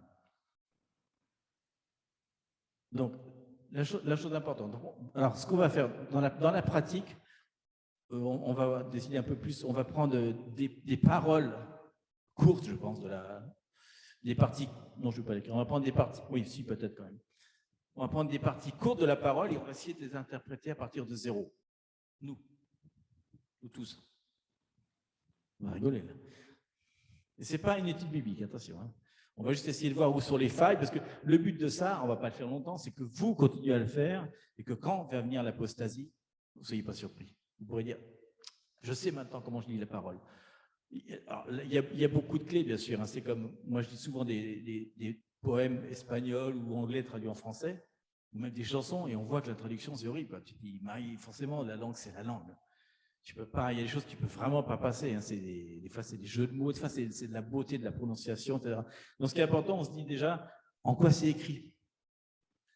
Donc, attention aux traductions. C'est bien d'avoir des traductions, il est faux, hein, mais vous verrez que si vous prenez une traduction française, espagnole ou anglaise, on voit trois différences, et c'est pas que c'est différent, c'est juste qu'ils ont pris un des sens, et l'autre a pris l'autre sens, et l'autre a pris le troisième sens. Donc, c'est important de voir tous les sens du mot en même temps. Donc, l'hébreu, c'est important. Ou le grec, hein, ça dépend. Et si on va dans le grec, c'est intéressant aussi de voir la parole hébreu, parce que le grec, c'est de la traduction d'hébreu. Donc, d'avoir l'outil classique, c'est d'avoir un dictionnaire Strong. Ça permet d'être vraiment précis. Dans les ordinateurs, c'est facile. Ça, c'est important. Là, vous voyez qu'on enlève tout l'herméneutique, etc. Hermès, c'est autre chose. Hein. Et le truc très, très important, le contexte.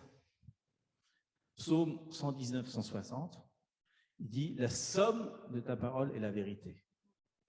La somme de ta parole. Il dit exactement la parole avant et la parole après. C'est-à-dire qu'il dit que de Genèse 1 jusqu'à Apocalypse 24, c'est la vérité. Hein. C'est-à-dire qu'on ne peut pas sortir un texte de son contexte. Sinon, on ne comprendrait rien du tout. Ça pourrait même être en opposition avec d'autres. Donc, c'est important d'avoir déjà une connaissance globale de la parole. Et on verra souvent qu'il dit comme il est dit dans l'Ancien Testament. Il le dit souvent d'ailleurs. Et ben, on peut pratiquement faire ça sur tous les textes, même si ce n'est pas écrit. On peut dire comme il est dit dans l'Ancien Testament, parce que c'est l'ombre de ce qu'on apprend maintenant, on peut découvrir des choses. Ensuite, la culture. C'est important parce que Jésus est hébreu, il parle à des Hébreux. Donc, il y a des choses qu'il n'explique pas. Il leur dit des choses, ils comprennent parce qu'ils savent ce que ça veut dire. Par exemple, il dit à un moment que quand il va revenir, il dit c'est le jour dont on ne connaît ni le jour ni l'heure. Nous, on se dit, ah oui, on ne connaît pas le jour et l'heure. Pas du tout. Il dit aux Hébreux, c'est la fête des tabernacles. Parce que la fête des tabernacles, on l'appelle la fête dont on ne connaît ni le jour ni l'heure. Vous avez remarqué qu'elle est en septembre, en octobre, en novembre. Ça dépend des années, puisqu'on ne peut pas le savoir. On le sait qu'au dernier moment. Donc, quand il leur dit ça, il leur dit, je reviens à la fête des tabernacles. Clin d'œil. Parce que comme ça, les autres, ils ne comprennent pas. Les autres, ils ne comprennent pas. Comme quand il parle en parabole, il s'exagère ce qu'il veut dire, mais les Hébreux, des fois, quand il dit qu'elle a touché un bout de son manteau, de son téléfilm, il dit, ah oui, ça veut dire ça, il a touché la gloire. Parce qu'ils savent ce que ça veut dire, ils ont une interprétation. Donc c'est important d'avoir des notions de culture un petit peu pour voir dans le contexte. Nous, ça peut nous paraître choquant ou différent, et eux, c'est une autre interprétation. Donc, s'ils revenaient maintenant, je pense qu'ils parleraient des paraboles avec des ordinateurs, avec des avions, le pétrole. Oui, parce qu'ils ne parlent pas des récoltes. Donc, il faut vraiment voir pourquoi ils leur parlent de culture, pourquoi ils parlent d'eau, et qu'est-ce que ça veut dire pour eux exactement. Donc, c'est très, très important, ça, le contexte hébreu, etc. Il y a d'autres choses qui sont annexes, mais qui sont très importantes. Mais ça, c'est plus personnel, c'est de prier avant. De demander au Saint-Esprit de nous interpréter la parole. Parce que rappelez-vous que c'est Dieu, Jésus et le Saint-Esprit qui ont écrit la parole. C'est-à-dire que quand tu lis la parole, si tu demandes au Saint-Esprit de le faire, parce que il est là pour t'aider, hein, mais il faut quand même lui demander. Si tu ne demandes pas, il peut dire non, je ne vais rien faire. C'est lui qui nous donc, il lit en fait sa propre parole. Donc forcément, il est facile pour lui d'interpréter la parole. Mais tu vas voir que ça change tout. Si tu pries en langue, par exemple, il dit que ça révèle les mystères de Dieu. Si tu es dans un moment, après un moment d'adoration, par exemple, c'est très différent de la façon dont tu lis la parole. Il y a quelque chose de différent. Hein. Donc, en effet, on va... Ça, c'est sur ce qui était plus récent, mais je ne sais pas si tu vais le lire. On ne va pas le lire, mais vous vous rappelez que dans Luc 24, justement, il y a dans les disciples d'Emmaüs. Hein.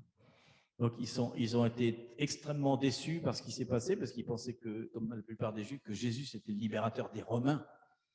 Qu'ils allaient enfin être libérés des Romains, qu'il y avait pu y avoir de taxes, plus d'impôts, qu'ils allaient retrouver leurs dieux, leurs temples, etc. Donc, ils étaient très déçus parce qu'ils disent comment ça, il est mort à la croix, c'est quoi ce truc-là? Mais malgré tout, ils savent qu'il est ressuscité puisqu'ils en parlent. Hein. Alors, c'est marrant parce que Jésus, il fait un peu le bétail ici. Ah bon, il est mort? Ah, il leur pose des questions, il est là, c'est moi Jésus.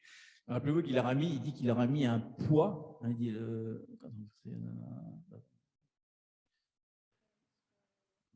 non. Il a mis un poids, attends. Leurs yeux étaient empêchés de reconnaître. En fait, il y a marqué qu'il y avait un poids qui était mis sur leurs paupières. Il appuie sur leurs paupières, c'est ça que ça veut dire, hein, avant que ça tombe. Mais voilà, donc pour pas qu'il fasse ça, il leur pose des questions. J'aime bien, Jésus, souvent il fait comme ça avec nous. Vous avez déjà remarqué ça? Il te pose des questions. Et toi, si tu veux une réponse, des fois, il faut poser des questions. Il ne faut pas que ce soit des questions oui ou non. Est-ce que je dois apprendre un tel pour époux? Oui ou non? Non, ça ne marche pas, ça. C'est une conversation avec lui, sinon il ne pourra pas te répondre sur les points précis. Il pourrait te dire non alors que c'est peut-être oui parce que tu n'as pas demandé plus. Donc c'est important de discuter avec l'Esprit Saint, prier et intercéder, c'est ça. Il dit, vous vous rappelez, il dit, enfermez-vous dans votre chambre, fermez la porte et parlez avec moi. Donc ça, c'est ce qu'il faut faire avant de dire la parole. C'est intéressant.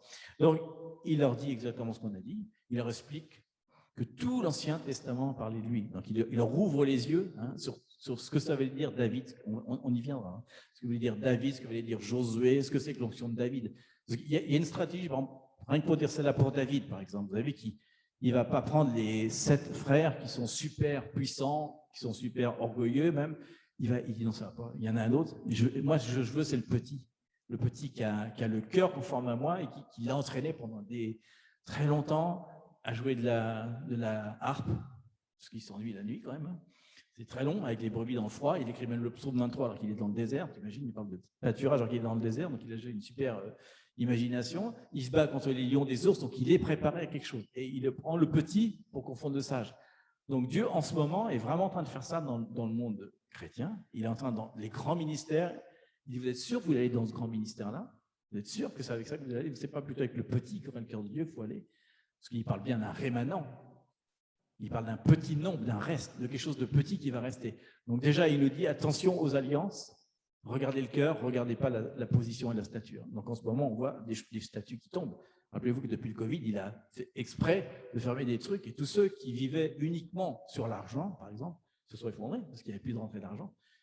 Ils comptaient que là-dessus, quoi. Il y avait pas, est-ce que vraiment Dieu était dans la congrégation? Je ne suis pas sûr. Donc, il a fait des choses comme ça. Donc, il y a une stratégie où il doit faire en ce moment renaître les petits. Et les petits vont s'allier ensemble un peu partout. Il va faire des opportunités, etc. Donc, il y a une stratégie, même de Gédéon, les 300 par rapport aux 12 000. Ça nous parle de quelque chose quand même, les derniers temps. Même, je veux dire, même Jésus, hein, parce qu'on a parlé de ça, on s'est dit, je crois que c'est un principe. Et je me rappelais justement d'une fois qu'Alexandra, elle a partagé une vision une fois ici, qu'il a dit, mais nous sommes petits, on n'est pas beaucoup, on n'est pas nombreux. Et je pense que c'est une stratégie aussi pour ces derniers temps. Oui, se cacher.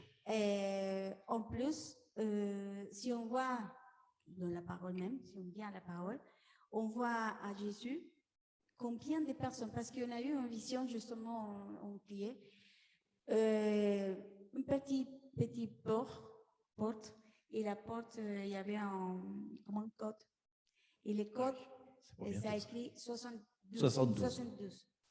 Et je disais, pourquoi 72? Et je cherchais sur la parole, qu'est-ce que ça veut dire 72? Et là, on a trouvé que il y a le nom de Dieu pour donner les choses, il y a de l'Ancien Testament. Mais en ce moment-ci, le Saint-Esprit m'a rappelé justement combien de personnes vraiment ils sont suivis à Jésus. 72 au début. Et à la fin, c'est qu'il est resté 11. Et la vision, c'était deux chemins parallèles, très très grands, avec des lumières partout, comme des néons. Hein. Les couleurs, je pense qu'on sait un peu plus pourquoi maintenant. Et ça convergeait, comme le chemin étroit, tu sais, sur un tout petit coffre-fort à la fin, sur lequel il y a marqué 72. Et c'est la vision qu'on a eue pour cette année qui vient, on va dire. Donc, pourquoi le Seigneur nous parle de ça? Parce que justement, c'est les centimes, mais c'est exactement comme les toisons. Les toisons, c'est pareil, ils ne sont pas beaucoup. Mais si on voit sur l'histoire, qu'est-ce qui s'est passé avec Paul, pareil, des deux en deux, mais après, ça reproduit. Mais ça, c'est de dire que, comme on a reçu, c'est tellement de la méga église, mais à la fin, qu'est-ce qui s'est passé en 2020 quand il y a eu la pandémie? C'est ça. Et cette semaine, j'ai eu une vision très, très forte. Et c'est pour ça qu'on a commencé à prier et dit, Seigneur, montre-nous la stratégie pour nous, parce qu'il va venir. Hein. Et ce n'est pas pour donner peur, sinon pour donner de l'espoir, justement. Il y a eu un moment où tout s'est effondré, les communications, absolument tout. Les lignes de communication, l'Internet, tout ce qu'il y a sur ligne, ça fondait. Je me suis réveillée et dit, Seigneur, c'est quoi? Et là, on s'est dit, on est préservé dans le milieu de la pandémie parce qu'il y avait l'Internet. Donc, il y a plusieurs gens qui sont venus. Il y a eu plusieurs gens aussi qui sont récupérés. Je parle des fils de Dieu. Hein. Ils sont récupérés, on l'a pris. Il y a aussi un mélange, non? Il y a tout le temps. Mais il y avait beaucoup de gens qui ont assommé la parole et tout. Mais s'il n'y a aucun truc, qu'est-ce qui va arriver? S'il n'y a plus d'Internet. S'il n'y a pas d'Internet, s'il n'y a pas de téléphone, il n'y a aucune personne sur votre famille. Vous mourrez, vous allez mourir. Oh, qu'est-ce qui va passer? Donc, on s'est dit, Seigneur, on a prié et on dit, on va commencer. Parce qu'il faut on va pas faire participer les enfants. Rester dans la parole, c'est la seule chose qu'on va soutenir. On va les faire étudier la même parole, mais avec ceux qui s'occupent des enfants. Une autre façon de voir. C'est important qu'on puisse partager ensuite. Et la dernière chose qu'on a oublié de dire, finalement, là tout ça, ça veut dire, qu'est-ce que ça veut dire pour moi? En quoi je vais mettre ça en pratique? Parce qu'il dit d'obéir et de garder en même temps. On ne peut pas juste garder et pas obéir. Chaque parole, voilà, qu'il y a une instruction stratégique pour toutes les personnes. Qu'est-ce que ça veut dire dans la pratique? Si on va faire une école biblique, ce n'est pas ce qu'on veut. Hein. Qu'est-ce que ça veut dire dans la pratique? Et donc, vous avez vu, moi, il y a un truc qui me parle vraiment là-dessus. Vous avez vu que quand les deux juifs là, qui sont très très loin, parce qu'il faut plusieurs heures de marche, hein, enfin on l'a fait nous, hein, c'est on a vu deux juifs justement venir à nous et on leur a partagé la parole, on les a vus après repartir sur le chemin d'Emmaüs, on était à Emmaüs. Alors déjà, là, Le chemin est bien. oui, le chemin est long, mais à l'époque, c'était pas comme ça. Hein. Ça fait 20 km environ, et c'est des chemins impossibles avec des sandales, ça met du temps. Hein. Donc c'est pour ça que c'est la nuit quand ils arrivent à la fin. Vous avez vu ce qu'il leur dit la première chose qu'il leur dit, il dit « Oh, homme sans intelligence !» Non, Jésus, il aime bien faire ça. Dans le cœur, il est lent à croire tout ce qu'ont dit les prophètes. Vous n'avez pas compris que pour qu'ils vous donnent la gloire, il fallait qu'ils meurent. Ils n'avaient pas compris ce plan-là, forcément, ils ont l'esprit embrumé. Donc, vous avez vu, ce que j'aime beaucoup, c'est comment ça se passe à la fin de la résolution du problème, et ça va être la même chose pour nous. Ils rentrent dans la maison. Le fameux B, là. Ils rentrent dans la maison. Bête. Et la première chose qu'il fait, vous avez vu qu'il ne donne pas le vin. Hein. Il prend le pain et il l'ouvre en deux. Le pain, en hébreu, c'est lehem. Lechem, exactement. Donc il fait Bethléem. Il fait rentrer dans la maison, il ouvre le pain. Et à ce moment-là, la pression que vous avez sur les yeux s'arrête, ça s'ouvre. Et pourtant, ils n'ont pas participé à la Sainte Seine, rappelez-vous. Hein. La Sainte Seine n'est pas populaire à l'époque. Hein. Ils disent pas « Ah, c'est Jésus parce qu'il fait la Sainte Seine ». Ça n'existe pas, la Sainte Seine, ils ne la connaissent pas. Le fait qu'ils partagent du pain, l'Esprit les touche et dit « C'est Jésus ». Et pourtant, ils ne savent pas que Jésus a fait la Sainte Seine, c'est pas courant, ils n'avaient pas la Bible à l'époque. Donc, ce n'est pas du tout connu, c'est après que la tradition du pain, c'est bien plus tard, c'est beaucoup plus tard. Donc, et après avoir rendu grâce, il rompit, il leur donna. Alors, leurs yeux s'ouvrirent, il le reconnut et il disparaît. C'est-à-dire que leurs yeux s'ouvrent, c'est-à-dire qu'il y a une nouvelle naissance, comme Jésus est né à Bethléem. Pour les deux d'Emmaüs, il y a une nouvelle naissance, il y a une nouvelle croyance. Et ils courent avec la joie d'un seul coup, ils ont compris tout ce qu'il leur a dit.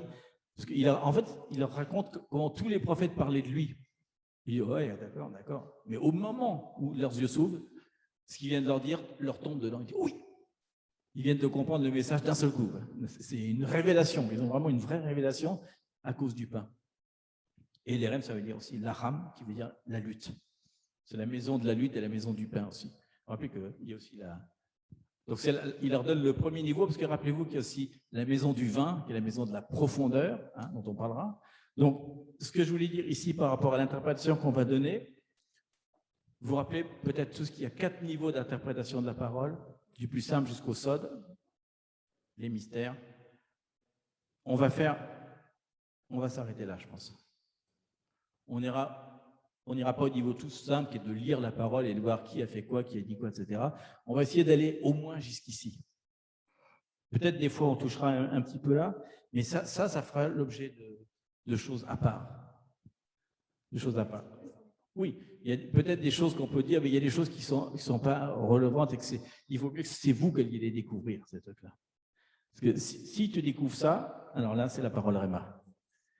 Là, ça fait partie de toi. Donc, en effet, par rapport à ce que tu vas pouvoir garder dans tes générations ou quand il va y avoir les épreuves, parce que c'est évident qu'il y a un moment, il n'y aura plus d'Internet, plus de Bible, etc., où l'Internet existera, mais il sera comme en Corée du Nord, tu ne peux pas y accéder. Ils vont tout bloquer, quoi. Il y a un moment, ils ont déjà commencé à faire des Bibles qui sont plus identiques à l'original. Ils enlèvent des mots parce qu'il y a des pressions, s'ils ont besoin de les écrire. Donc, c'est important qu'en ce moment, Dieu nous avait dit en novembre 2020, j'étais comme dans un œuf, j'étais comme dans un œuf, et il y avait marqué 9, le chiffre, partout dans l'œuf, le fruit, mais aussi le 9, ça faisait 9, juste avant le 10, quoi, juste avant il disait, on arrive à la fin des temps, donc il est temps de briser la coquille, il est temps de répandre ça, la profondeur.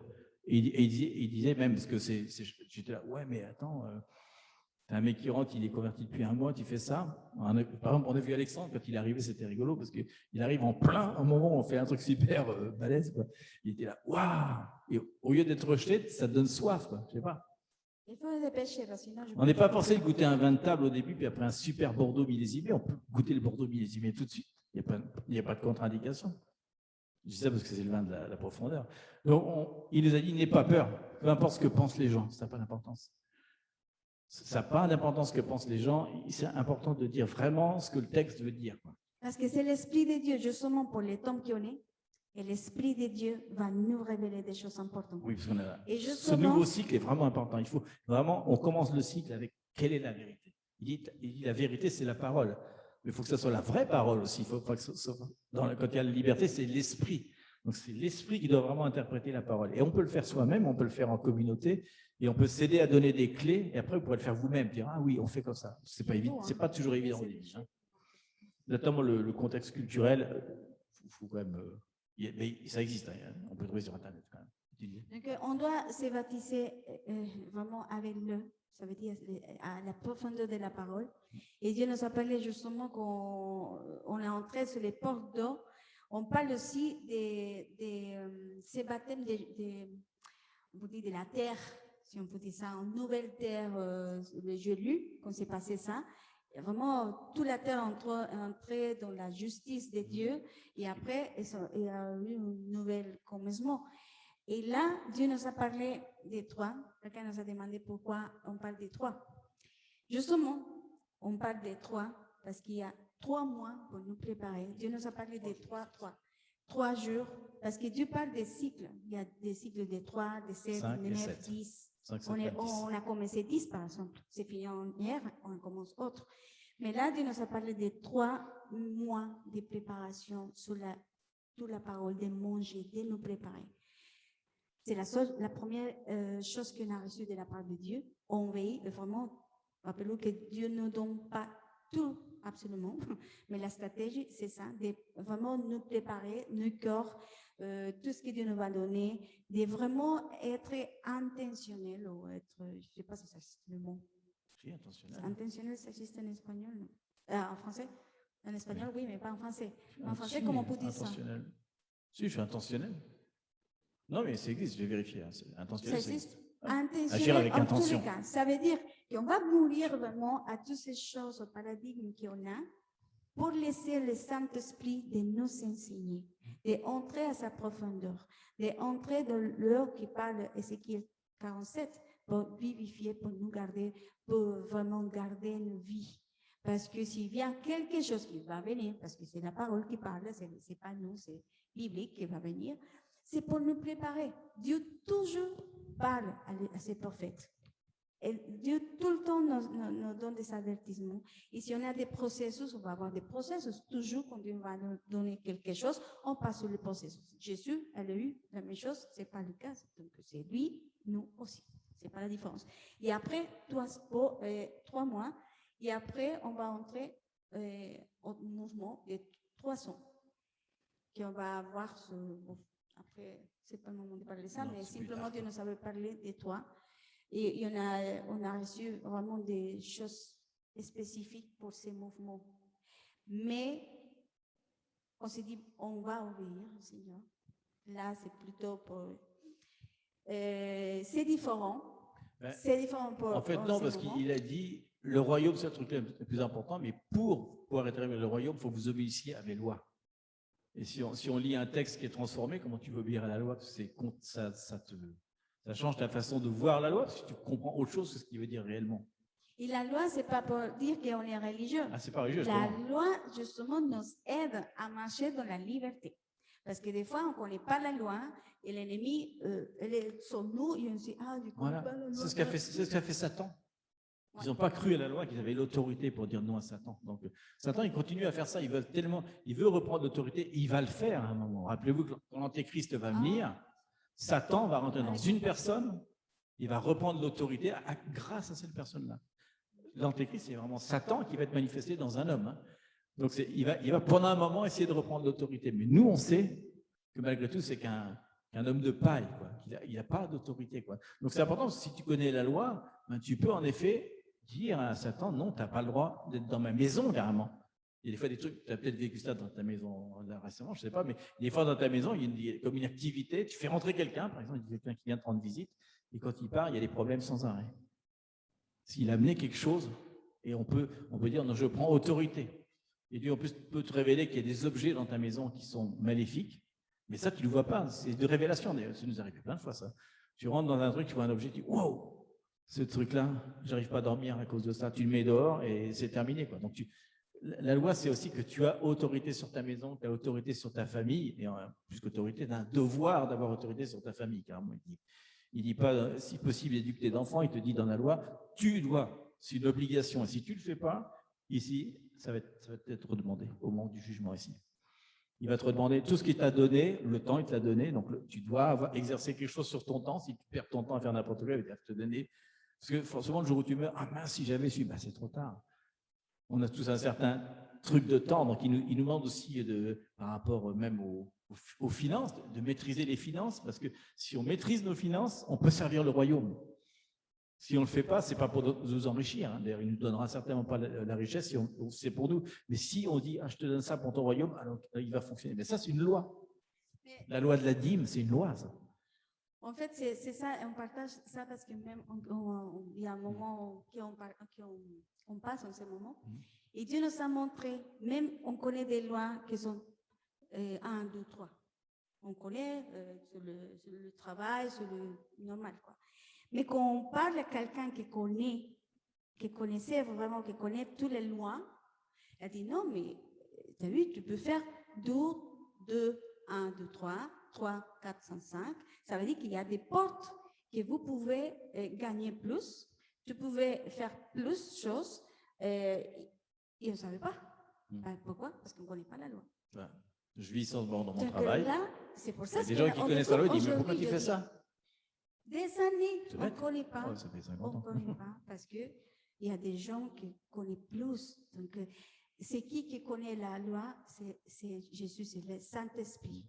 Le Saint-Esprit connaît absolument. Si on s'accroche à lui, si on découvre avec lui la parole, on va sauver plein de choses. Ça, c'est très important parce que, comme il dit, on va avoir un spécialiste de la loi. Souvent, quand on a un problème judiciaire, on va avoir un avocat qui est un spécialiste de la loi. Donc, nous, on veut devenir spécialiste de la loi. Comme ça, quand il va y avoir des problèmes, les gens vont venir à nous, parce que nous, on aura la réponse. Quand on va voir les différentes étapes dans l'Apocalypse, par exemple, on sait déjà l'étape suivante, on sait déjà ce qu'il faut faire. Donc les gens vont dire, mais comment il connaît la vérité comme ça? Parce qu'on connaît déjà.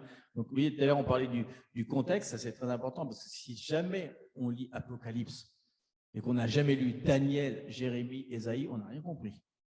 Parce qu'on est en train de regarder une partie du puzzle et il manque complètement le truc. Donc on dit, c'est comme celui qui touche un éléphant. Ah, c'est une queue. Non, c'est une trompe. Non, c'est des pattes. En fait, c'est la vérité, mais c'est l'ensemble qui fait le truc. Donc, c'est très important de savoir que l'Apocalypse fait référence sans arrêt à Daniel, par exemple.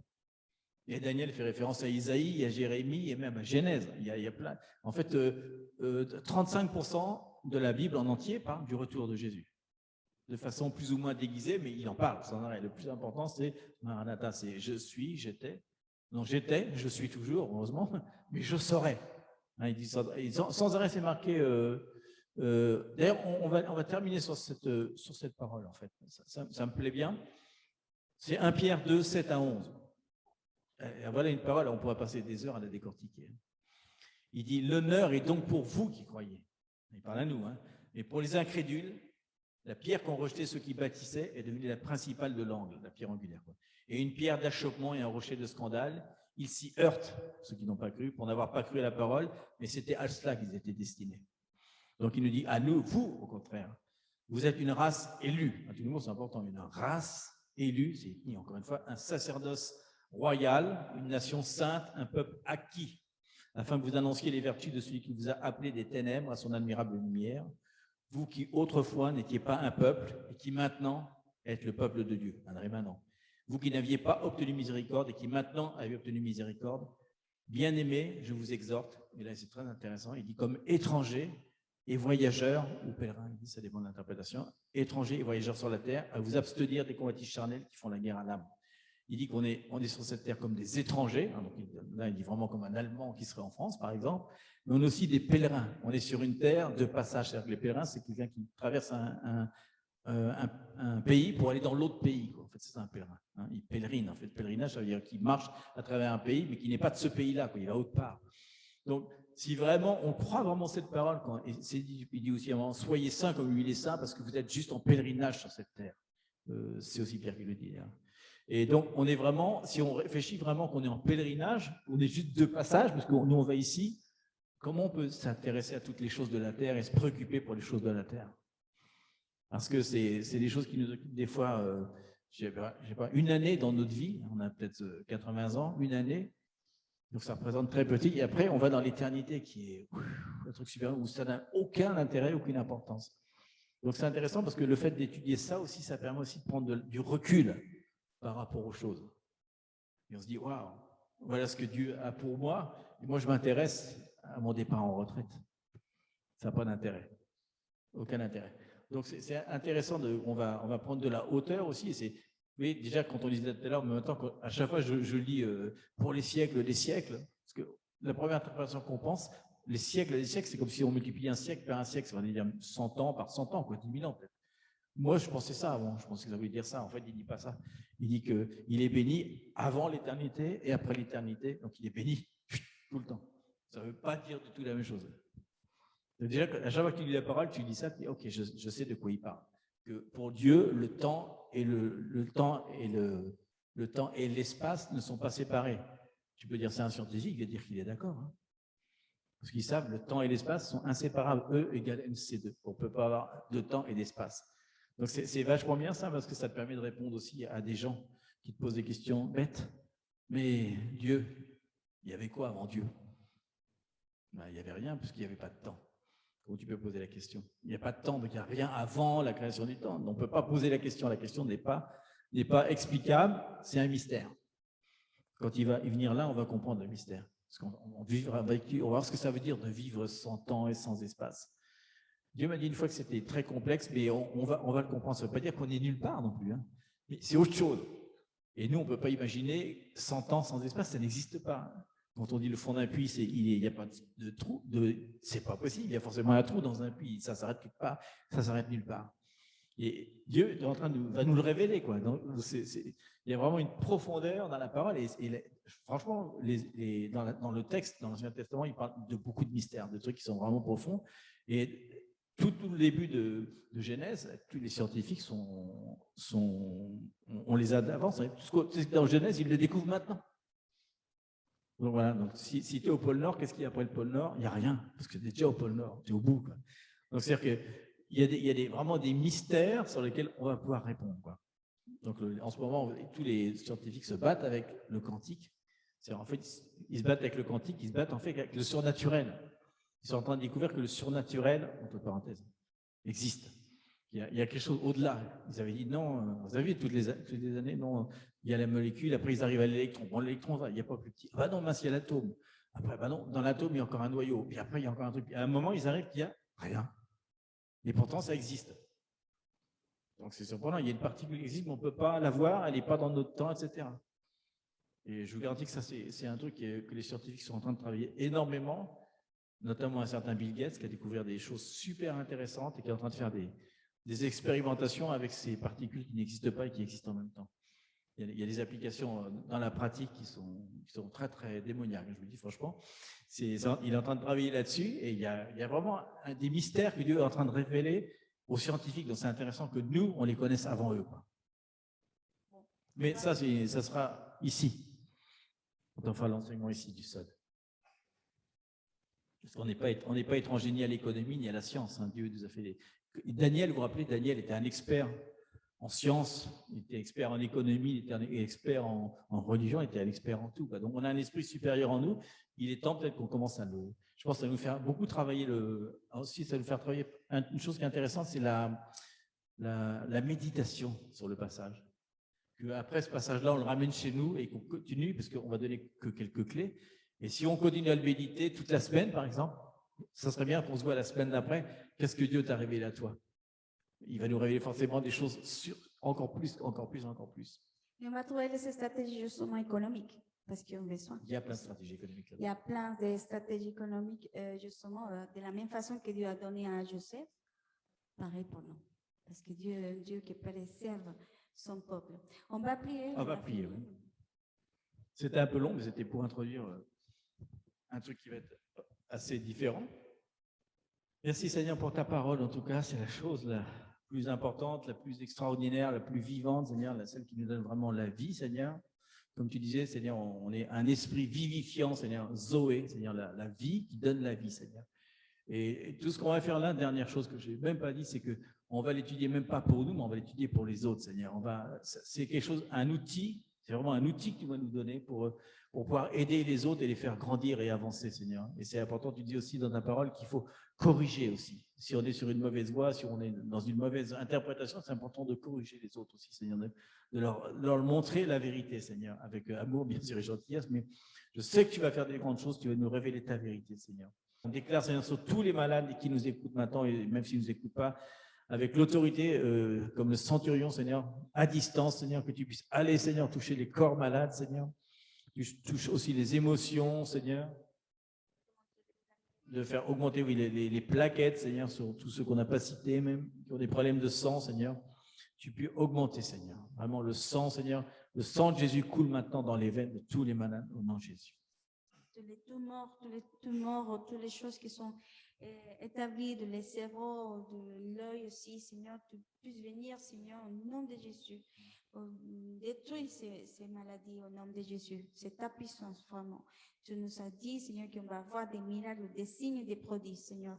On déclare, c'est ta volonté, on se soumet à ta volonté et à ta souveraine décision, Seigneur. Mais on déclare la unité, Seigneur, ce que tu dis, c'est l'accord. Dans l'accord avec ta parole, Seigneur, mais à la fin, c'est ce que tu décides.